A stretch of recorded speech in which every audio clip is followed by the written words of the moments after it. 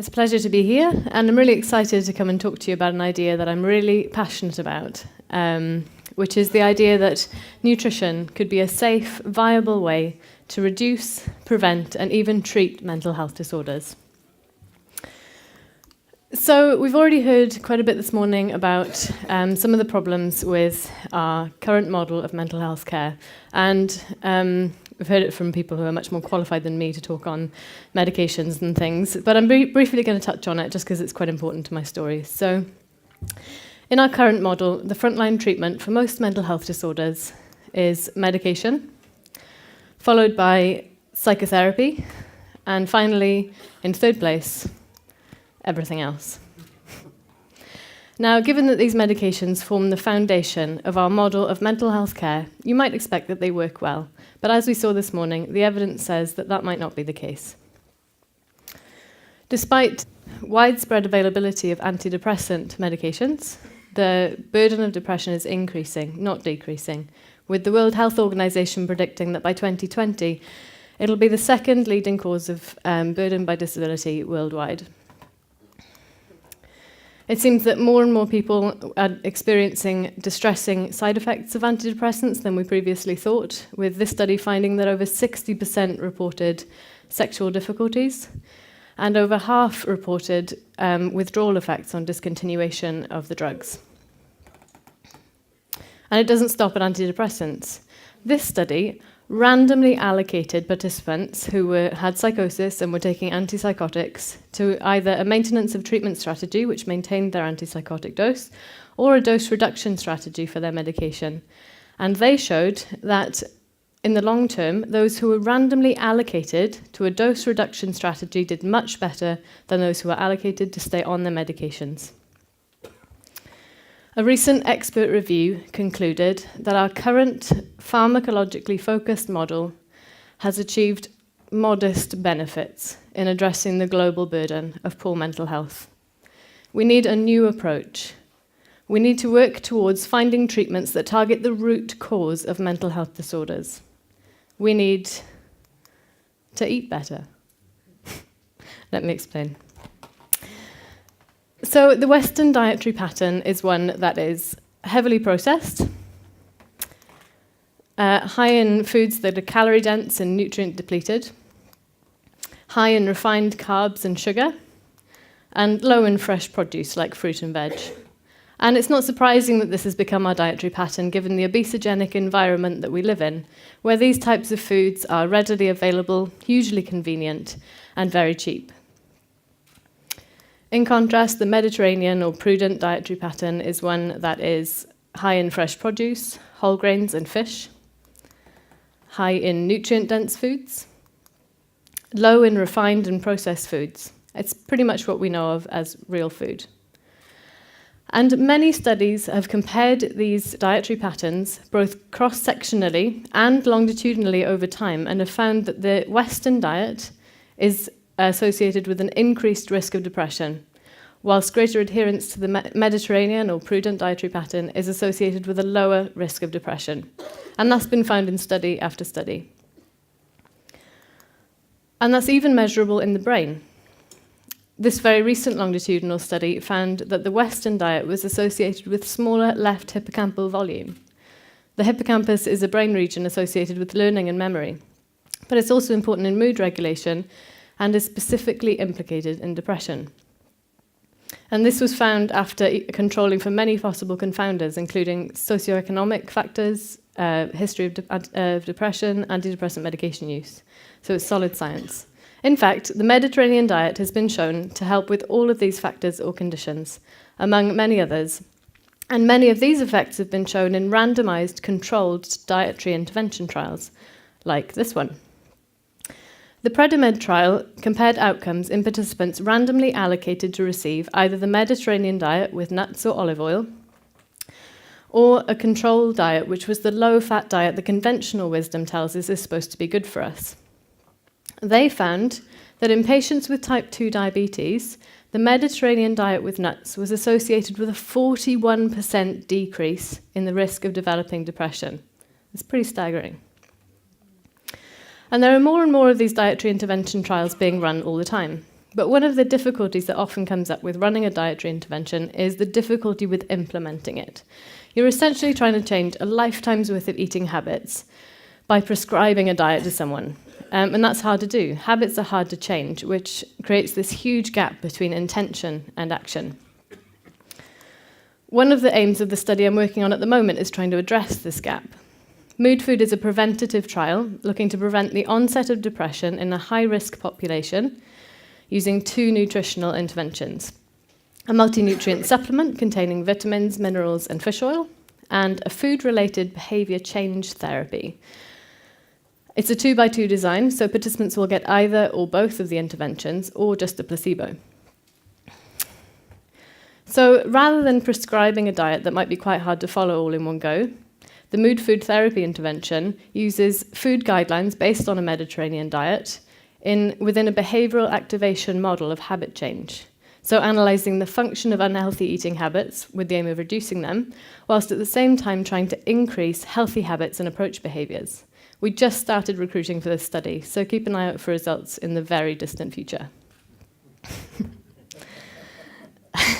So mood food is different from most studies in the area because it brings together 2 relatively separate areas of nutrition research: dietary intervention and supplementation of micronutrients, or vitamins and minerals. But many other studies have shown that supplementing micronutrients alone, in the absence of any dietary intervention, can have effects on mental health. This study supplemented a broad-spectrum micronutrient product with 36 nutrients in it to adults with ADHD. Now, this was a double-blind, randomized, placebo-controlled trial, so the gold standard of research. And in 8 weeks, they found changes across the board in their participants. As well as this dramatic difference in the change in self-reported ADHD symptoms between the groups, they also found that twice as many people in the active treatment group went into remission in their depression as in the placebo group. And when followed up after a year, the participants that had stayed on micronutrients had maintained their changes, or had even shown further improvement in symptoms, while those who'd come off micronutrients or switched to medication had shown a worsening of their symptoms. Another study showed that supplementing micronutrients to young adult prisoners could reduce the rates of disciplinary incidents by 35%, with only a 6.7% decrease in the placebo group. The supplement literature is getting stronger and stronger every year, but we still have a long way to go, with many questions still unanswered. One question that comes up often is, should we be testing one nutrient at a time for one problem? This is a very popular idea because it fits in with our medical model. The argument is that if we test a broad spectrum of nutrients, how can we know which nutrient is making a difference? How do we know which nutrient is the active ingredient? But if you look at the biology of how our brains work, that argument doesn't really make sense. This is a depiction of a small part of the serotonin pathway. And these are the vitamins, minerals, and trace elements that are necessary cofactors of this tiny portion of the serotonin pathway. So in light of this, supplementing one nutrient, flooding the brain with one nutrient, doesn't seem to make sense. Supplementing a broad range of nutrients, providing the brain everything it needs to function, seems to make the most sense, and also seems to be showing the best evidence in trials. But another question that comes up is, how much of these nutrients should we be giving? What's the dosage? The most commonly used term to describe the dosage of nutrients is RDA, or recommended daily allowance. Now, this is often assumed to be the most of a nutrient that you can take safely, or the most that you need to take to be healthy. But in fact, emerging evidence suggests that RDA may be the minimum amount required acutely to avoid deficiency-related illness, and may not be sufficient to maintain mitochondrial function in the long term. This graph shows the gap between RDA and the actual safe upper limit, which is before you begin to see any ill effects of a nutrient. And from research conducted in New Zealand and Canada, giving broad-spectrum micronutrients in this range, this seems to be the range where the most positive effects are found on mental health symptoms. If this were a drug, wouldn't that be called the therapeutic range? But another argument that often comes up is, why supplement at all when you can just eat healthily? Or could it be that there are some people who can maintain mental health and even treat mental health by changing diet alone, and some people who need additional nutrients from supplementation? Some of the newer theories on the etiology of mental disorders suggest that some mental illness could be the expression of inborn errors of metabolism or the expression of underlying mitochondrial dysfunction, both of which would create a higher metabolic need for more nutrients than can be obtained from food alone. But there's also good evidence that the nutrient content of our food is decreasing over time. This study found decreases in the mineral content of vegetables between the 1930s and the 1980s. This is the mineral content of a carrot over that time, and you can see substantial decreases in most of the minerals. Now, this is historical data, so it's not necessarily 100% accurate, but it's been replicated. So other studies have found the same decline in nutrient content over time at different time periods using different data. So that lends credibility. But it could be that neither of these approaches will work if you can't absorb the nutrients. The gut is emerging as a hugely important factor in mental health, in general health and well-being, and it's also probably really important to our mental health. The gut is home to 10 trillion bacteria. The gut is home to 10 trillion microbes, mainly bacteria, which is 10 times the number of cells in the human body. These bacteria perform a huge number of functions, including promoting the development of a healthy immune system, protecting the intestinal wall, digesting our food, absorbing nutrients, and even in some cases synthesizing or making nutrients for us. They're really useful little things. But the ecosystem of the gut is very precarious, and it's easily affected by the use of broad-spectrum antibiotics, chronic stress, poor diet, and even being too hygienic, so not letting our kids get dirty or make mud pies. An imbalance in gut bacteria is called dysbiosis, and dysbiosis has been associated with many adverse health effects, including increased chronic inflammation and increased immune activation, which in turn have been associated with mental disorders, including depression and schizophrenia. But as well as keeping us alive by digesting our food for us, these bacteria in our microbiome play a huge role in the functioning of the gut-brain axis. This is a bidirectional pathway of communication between the gut and the brain, and if the functioning of this axis is disrupted, say by dysbiosis, then it could have huge implications for our mental health. Studies have associated dysregulation of the gut-brain axis with depression, anxiety, and eating disorders.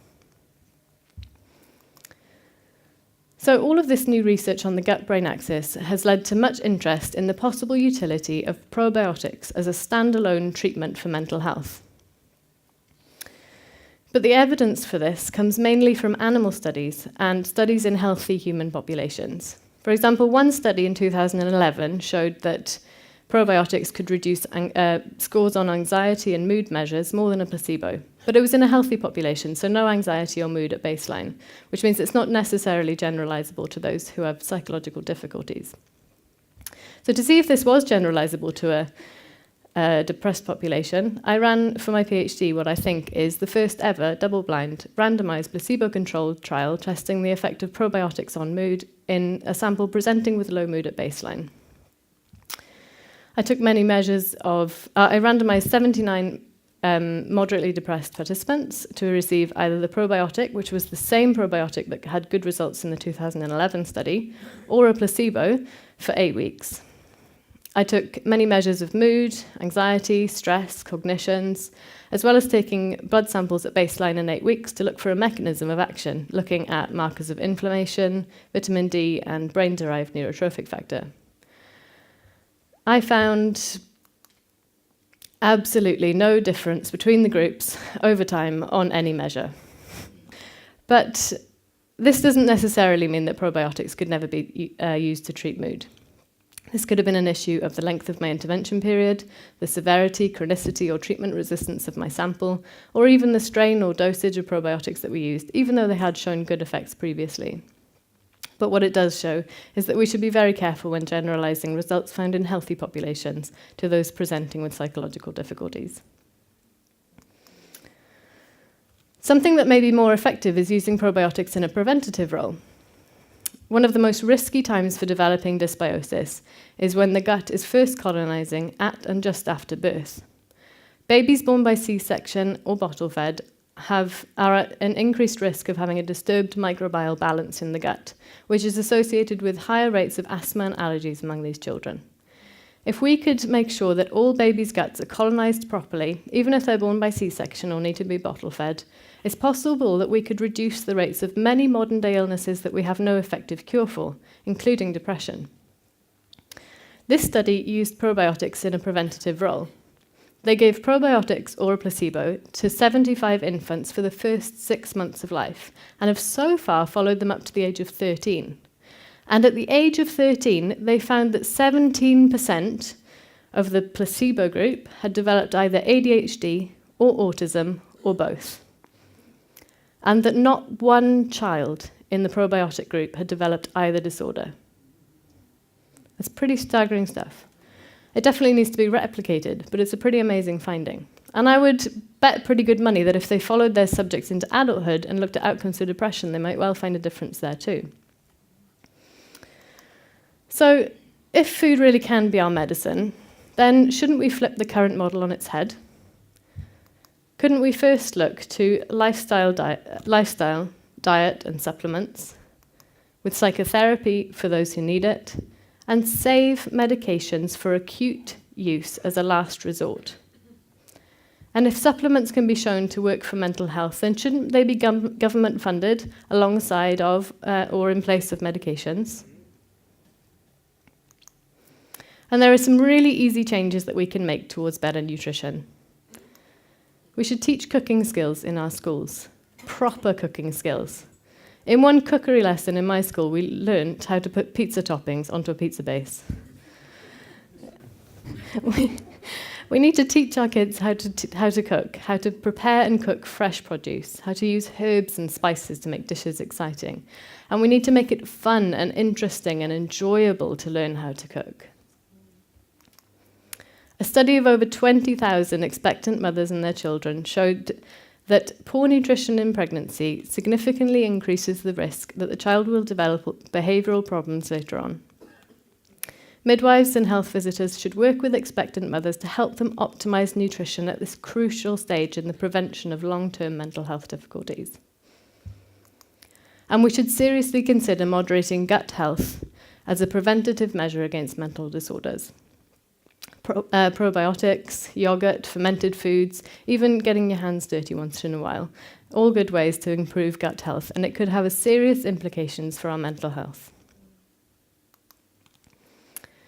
So, food is absolutely essential to mental health. There is abundant evidence that a poor diet dramatically increases the risk of developing mental disorders, and that certain foods and dietary patterns can have a protective effect. There is a strong and ever-growing evidence base for the use of broad-spectrum micronutrient products for treating mental health disorders.